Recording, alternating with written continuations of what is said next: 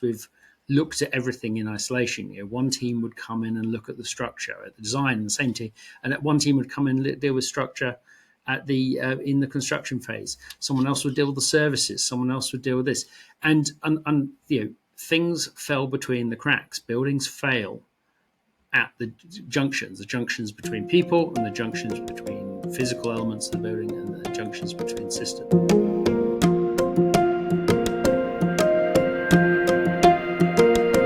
Yeah, and you spoke about being an enabler, which I think is absolutely key to all of this, is that the fire sector is sort of not seen as a blocker and is seen as an enabler. It's not seen as someone saying, no, you can't do that, that's not safe. It's seen as someone that you go to and they'll help you implement these sustainable solutions in a safe way.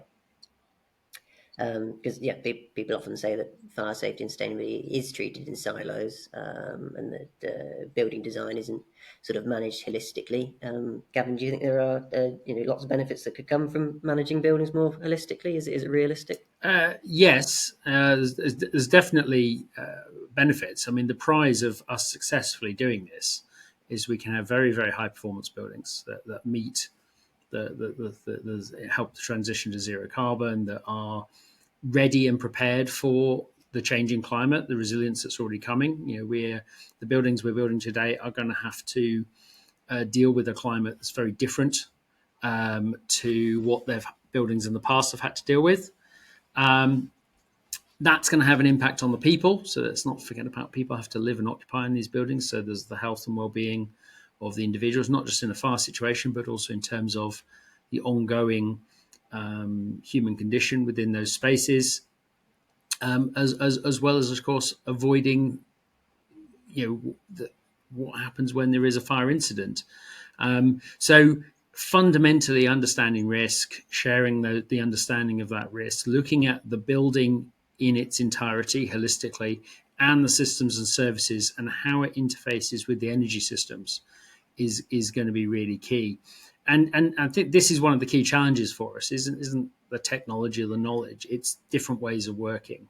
We have got decades of experience, whereas practitioners, and even down to the how we design buildings, how we construct buildings, we've looked at everything in isolation. One team would come in and look at the structure, at the design, and the same team, and one team would come in and deal with structure at the in the construction phase. Someone else would deal with the services. Someone else would deal with this, and things fell between the cracks. Buildings fail at the junctions between people, and the junctions between physical elements of the building, and the junctions between systems. So, taking that holistic view, working through the interfaces of these systems. So, what are the impacts of one decision? What does that impact someone else?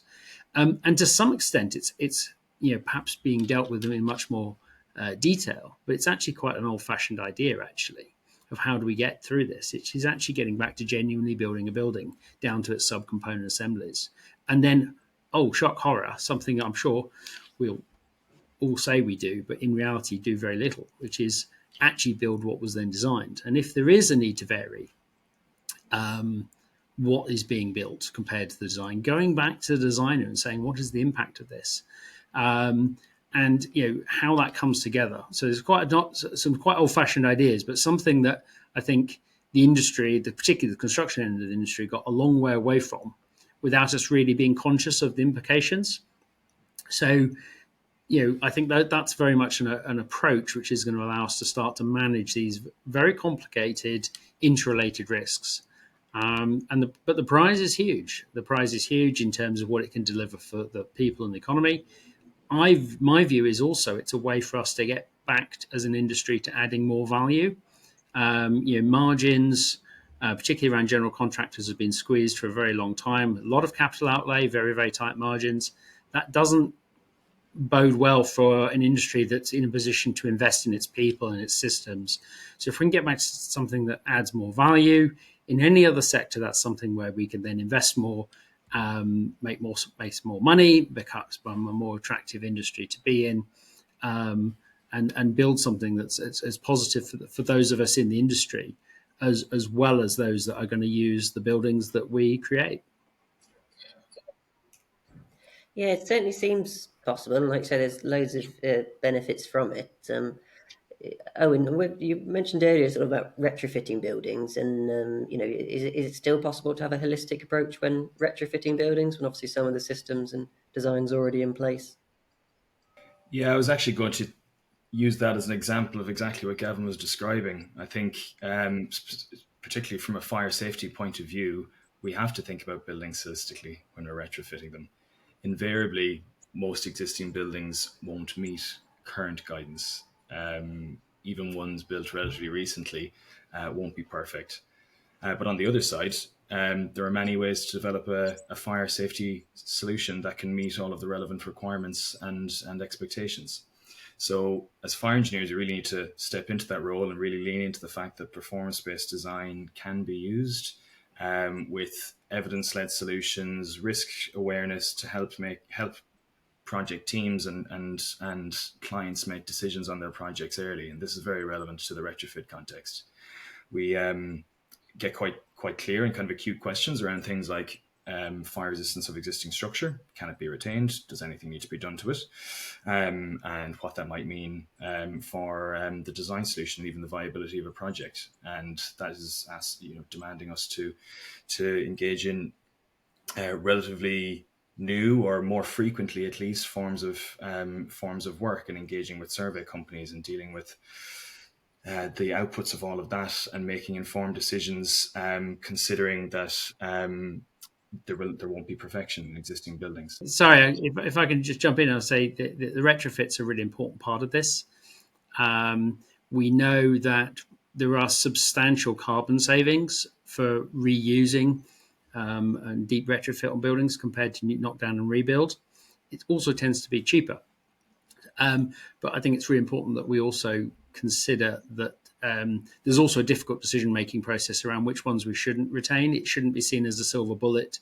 It shouldn't just seen as a panacea that, oh, we're just going to deep retrofit all buildings. Actually, there's a difficult conversation about when a particular building meets its end of life. So massive impact on that, and a whole new set of design criteria and design constraints of what to consider.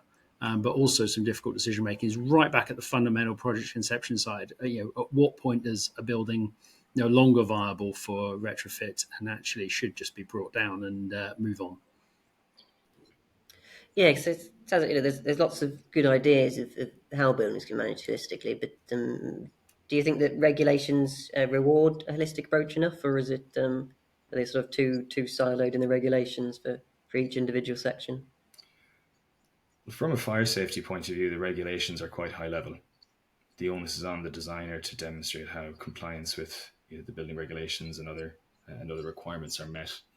So I think there's certainly gaps in guidance between how you deliver compliance from a fire safety point of view versus what we're trying to do within buildings today, and be that novel forms of structure, different forms of energy generation and capture within buildings, reusing existing structures. So in terms of regulations or standards rewarding holistic approaches, I think that's probably a big question. And I think that, as Gavin described, I think what is needed is earlier and proper collaboration across teams to actually tease out viability of different solutions. Can I just jump in on the regulation point? It's an interesting one because we're at a period of time in the UK, particularly in England with the creation of the Building Safety Regulator, a real crossroads in our approach to building regulations in particular. We still fundamentally have a functional system, which by definition does favour holistic approach. But because of some of the challenges we've found, because some of the gaps in the availability of both above regulatory standards, but also statutory approved guidance, and arguably also, lots of competence and a lack of understanding in the system, there is sort of a pressure towards a more prescriptive approach, at least for simple projects. And so I think, now it's a very, very, very valuable point at this particular time to really think about, if we do start to move towards a more prescriptive regulatory system, which is what a number of people are now arguing for, does that fundamentally undermine the functional approach, which allows this much more holistic assessment, at least on the more unusual or more difficult projects where there is a full design team involved? To me, the system's got the flexibility to do both, but I'm very conscious at the moment, because of trust, because of confidence and competence.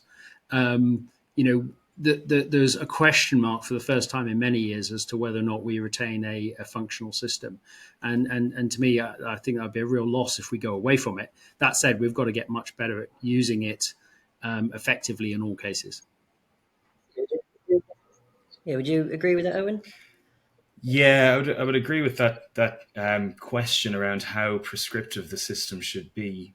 And I think when I look at things like this, we like to think about the 80-20 principle. And ultimately, if we're trying to achieve safety consistently for an evolving form of how we build our buildings and use them, we have to evolve guidance. There simply aren't enough. There isn't enough time, as I mentioned before, but there aren't enough fire safety consultants. There aren't enough, competent parties on the approval side, capacity at the fire and rescue service and their engineering teams to review designs, to engage in a bespoke performance-based design in each project. And that plays back to how we can learn from our projects and, not just share maybe the bad practice or the concerns or the issues that we often debate. And, there's great resources out there now, such as across the collaborative reporting and structural safety that's brought in fire safety in recent years as well, where we highlight issues. We also need to find ways to highlight consensus. What are things that we can agree are a good way to address some of the evolving changes? And that can be born out of some really good work on a particular project if we create the feedback loops and the discussion for within the industry to share that knowledge.